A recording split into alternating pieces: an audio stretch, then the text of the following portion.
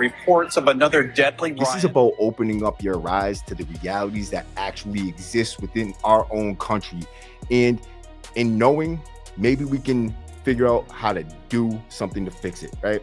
So knowledge is power, wisdom is power. I mean, something out of a movie. Something literally out of a movie. Just waking up, hearing grown men screaming. And you ever hear a grown man cry? Not only cry, but screaming, pain, they scared. We are slaves without the labor. We don't even need to give them labor. We're money. We're walking money. We're walking dollar signs. All they need to do is put our ass in that bed and they get paid.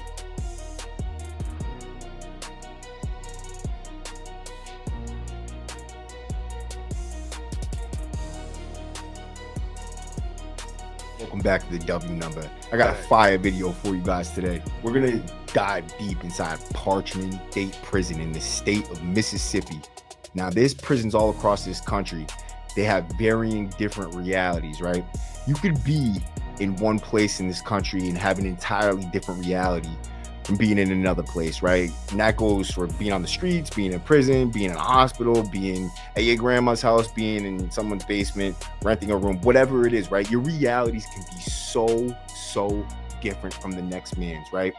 This is about opening up your eyes to the realities that actually exist within our own country, and in knowing maybe we can figure out how to do something to fix it, right? So knowledge is power.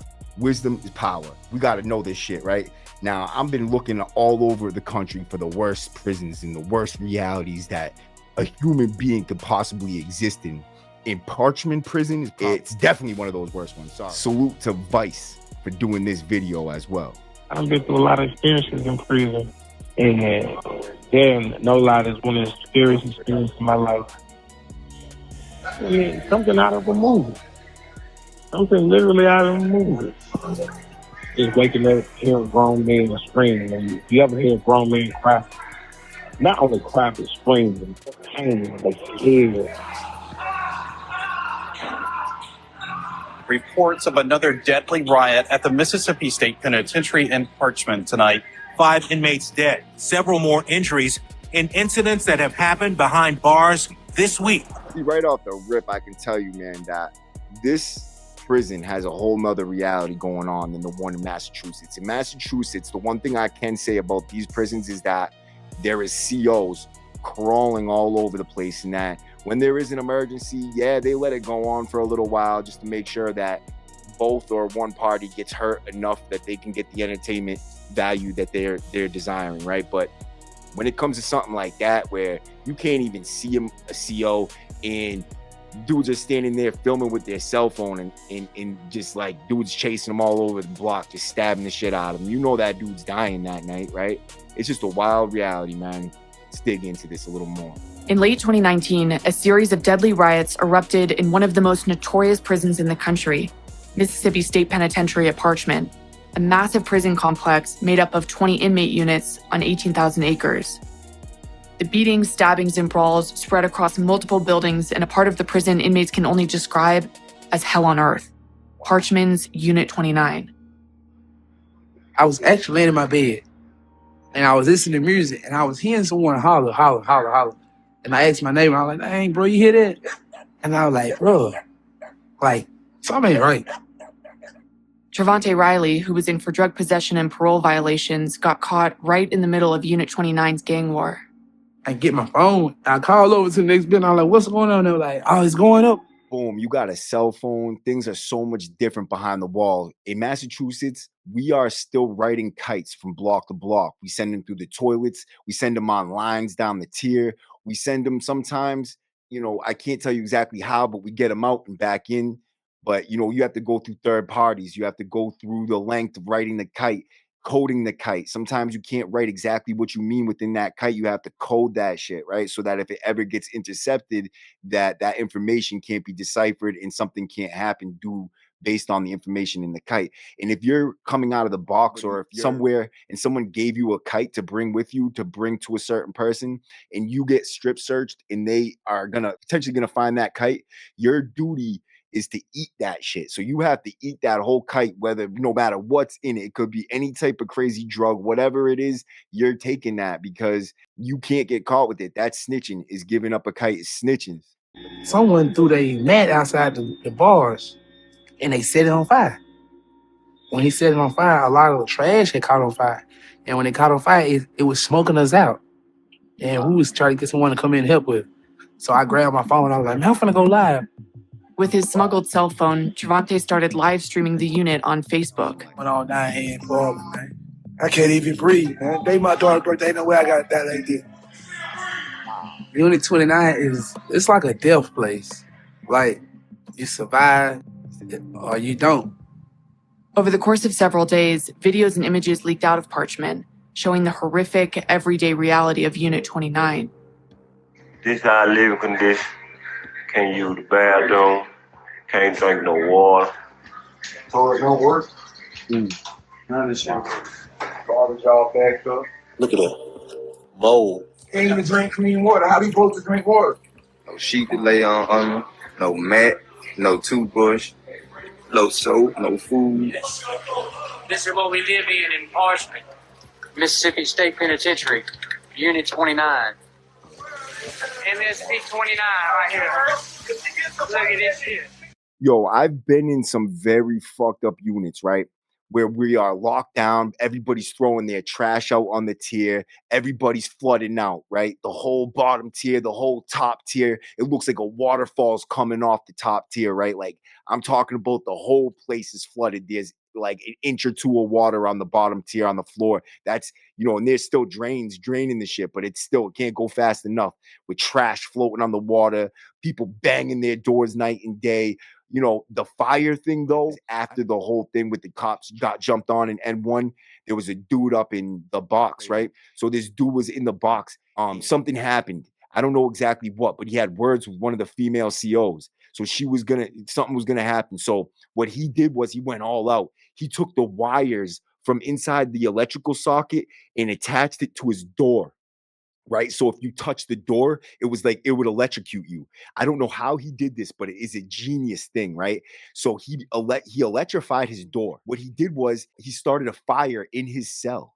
When I seen him, he came into the HSU and I was already down there for fighting the move team. Right. He comes walking in. He's black. This kid was like Asian or something like that. He was covered in soot. Right? Only thing you could see is like black all around his mouth, black all around his nose where he was trying to breathe in, and they left him in the fumes because everything you light in your cell on fire is going to be like plastic, polyester, paper, shit like that. Terrible fumes to be breathing in. And once they know you're in there, that smoke can kill you and they will leave you in there. And I've seen him do it a few times. They did it to this kid Dion. They left him in his own stuff. Eddie Ramirez, he lit his cell on fire so many times they gave him 5 years on and after.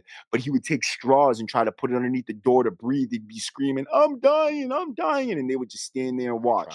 These videos and images went viral, and Unit 29, which was once a black hole in rural Mississippi, hit the airwaves of every major news network and national newspaper. Inmates using contraband cell phones allegedly shot these images. And we won't be silent anymore. Be silent anymore. Right, first and foremost, I understand cell phones are not allowed in the Mississippi Department of Corrections, but thank God they were this past year. Right? Amen to that. Because we've seen some stuff. They can't hide. The prison tries to prevent anyone from contacting inmates on contraband cell phones with jammers. They mess with the frequency. But we tracked down someone still living inside the infamous Unit 29. We're calling him Inmate X to protect his identity. They do this on purpose. They try to say it's an escape tool. And if they catch you with a cell phone in Massachusetts, they're giving you an escape charge. And you're going to be spending the rest of your bid and any other bid you have in maximum security as a potential escape risk. All right, how you doing? Good. You're in Unit 29, right? Yes, ma'am. Okay. Tell me a little bit more about the conditions. It's the only prison I've been in. It rained in this cell. I mean, rats, roaches. We saw a snake at the bottom here a couple weeks ago. It's a lot of different problems. So you're talking about like there's standing water under your bed, at least in your last cell, with like rats running through it? Literally, rats all night, every night. Yeah, every single night. You see rats galore everywhere. So I've been Walpole and DDU, they got rats. You have to block the bottom of your door so they don't come in and eat your canteen at nighttime and stuff like that. The rats, I made friends with the 4-legged ones, right? The 2-legged ones, not so much, but that's the least of these guys' problems. Like, they go up on your bed and stuff? Yes, they will get in the bed with you. No one in this prison is treated like they're human. I've seen that. It's not just inmates' accounts. The state health department reported extensive problems throughout Parchman, ranging from no electricity to broken toilets and collapsing ceilings. Unit 29 in particular has twice as many citations as all other Parchman units combined. Look at the trash. Do you see that? See that shine right there? The photo contaminated building. Prisons are criticized every day in America, but Parchman caught the attention of Jay-Z. He teamed up with rapper Yo Gotti and filed 2 lawsuits against the Mississippi Department of Corrections, or MDOC. We sat down with Yo Gotti at our offices in early March. What was different? See, that's the thing that I don't see often is you got all these rich, so-called solid rappers, right? That they're always talking about free the real, free this, free that. But I don't see any of them using their money to do shit like this, right? Using their fame to do shit like this. This is exactly what they should be doing, but not just once or twice for one prison or one unit. They should be doing it for every prison, every unit, right? Because look at it like this, right? Even on the good units, there's a contrast, a compare and contrast, right? Just because they have that good unit. So why isn't every single unit good like Norfolk, right? They put specific convicts in the worst conditions possible. And that's in Massachusetts too. Don't get it twisted. We got these units too. It's called N1, P1, or the North Side now, the whole North Side and the Max.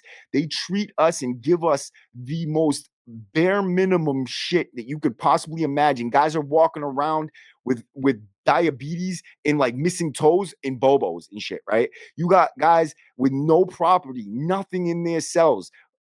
You got guys like they have mice there too. We have mice. We have literally, you can find dead mice in our food, the things they deliver our food in, right? There's dead mice and you can smell the dead rats inside of them. Like there's bad conditions right here too. About Parchman to you, where you said, I got to get involved. And people dying. One of the things that pushed me forward is just knowing, again, there could be any one of our family members that's in that same prison. Even if they committed a crime, right? It still don't mean you can treat them like animals and put them in inhumane conditions.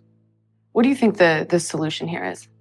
You know, whether it's shutting the whole thing down and moving them into a better facility or getting it right. One or the other. Our only concern is making sure the prisoners are getting treated like her. Many inmates here have been locked up in other prisons. Parchman, they say, is different.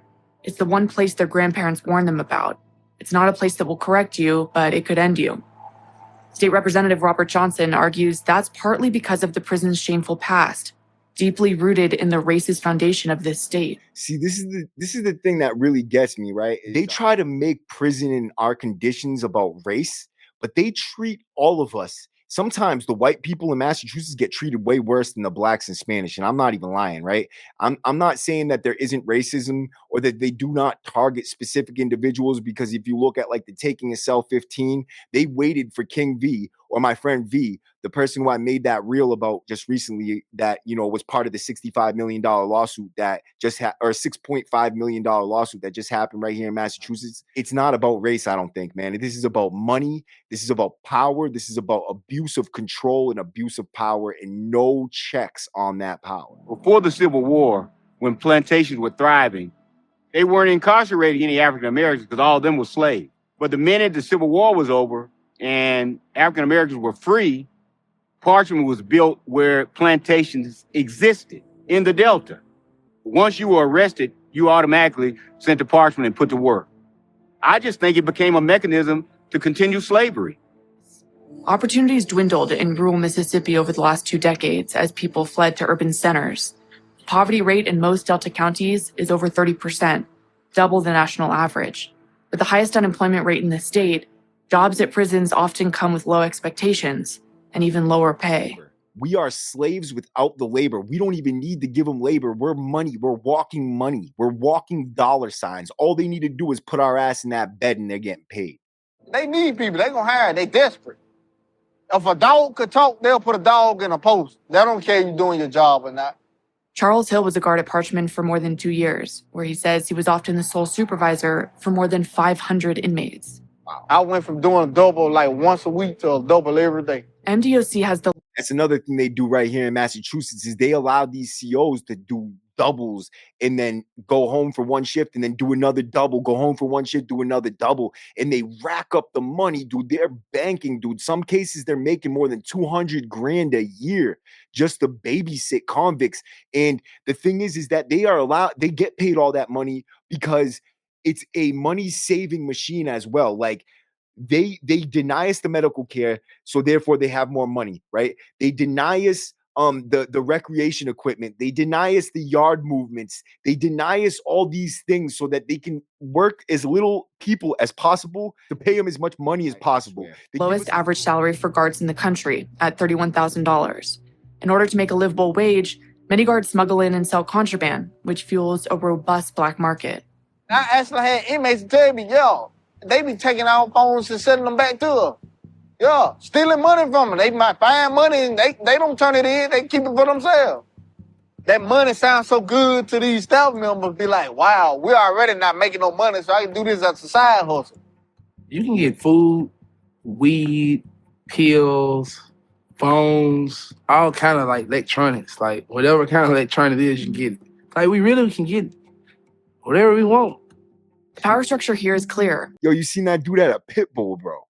And on inmates for partial income, inmates run the prison. Another complicating factor, the majority of guards MDOC has been able to employ are women. Relationships with inmates, even intimate ones, are apparently common.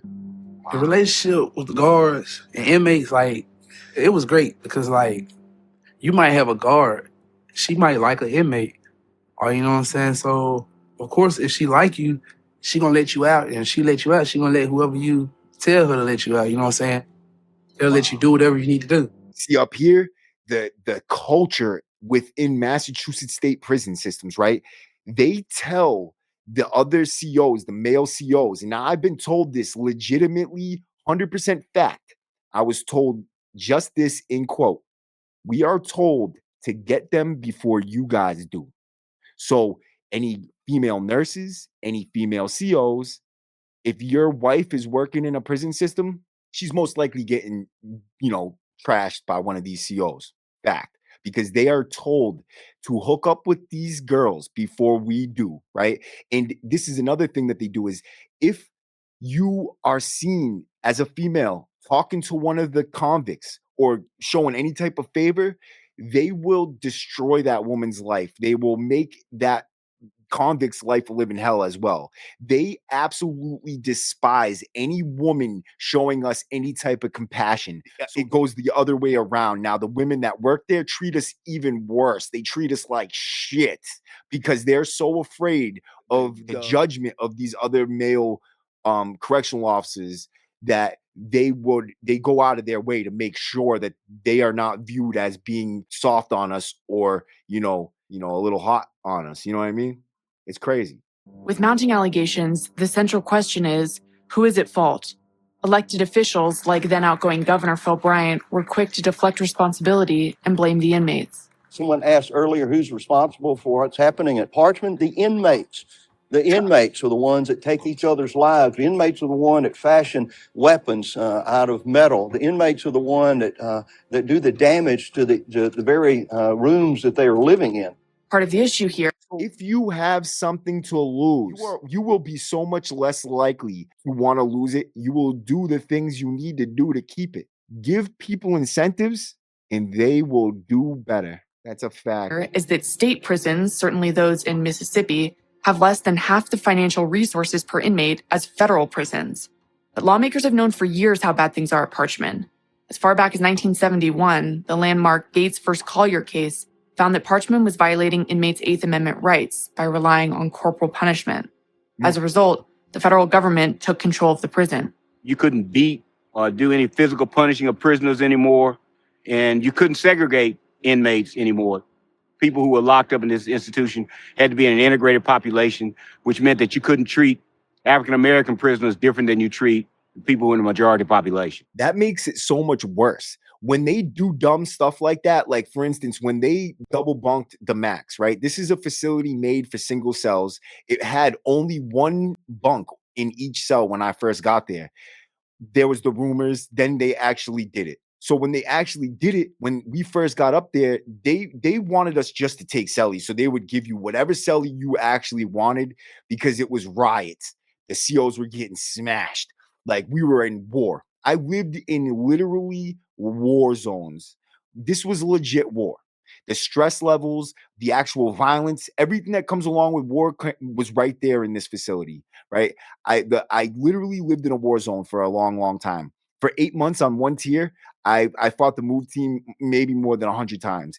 And it wasn't just fighting the move team. It was getting my nuts twisted, my fingers snapped, my toes snapped, my face kicked in, the chemical agents. These are chemicals that will suck the wind out of your body within a split second that can make snots come out of your ears, dude, right? Like this is very, very harsh chemicals that hurt. It is painful. It's scary to go through. It feels like you're going to die every time unless you wear a gas mask or you get immune, and you can only get so immune to this stuff, right? It's not right how they create the atmospheres within these prisons. They create the climate.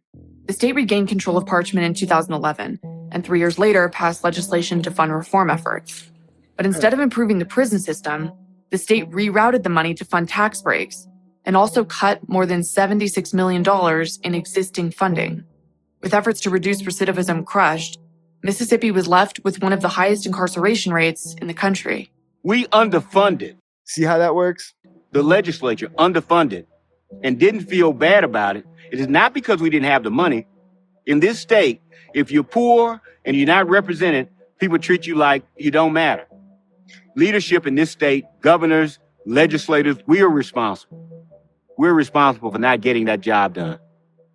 Now, almost 50 years after Gates' first call year, the Justice Department has announced another investigation into Parchman. But for some, it's too late. So far this year, 40 inmates have died in custody in Mississippi. That's more than twice the national average.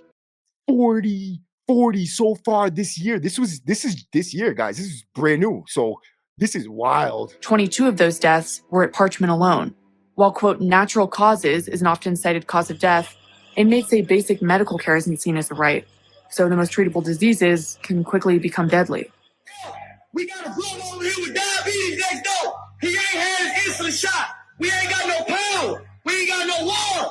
We can't see. We can't eat. My son was dying. AD was dying.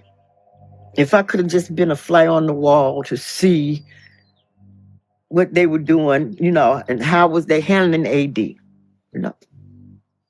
My baby was sick. AD was sick. Sandra Mills lost her son, AD, earlier this year while he was an inmate at Parchman. He was serving a life sentence for capital murder. AD had told my granddaughter that he was supposed to start on his insulin. They had not given him any insulin. He's supposed to take it 2 shots 2 times a day. They hadn't did any of that. Man, we in them motherfucker, man. We got a brother down in this.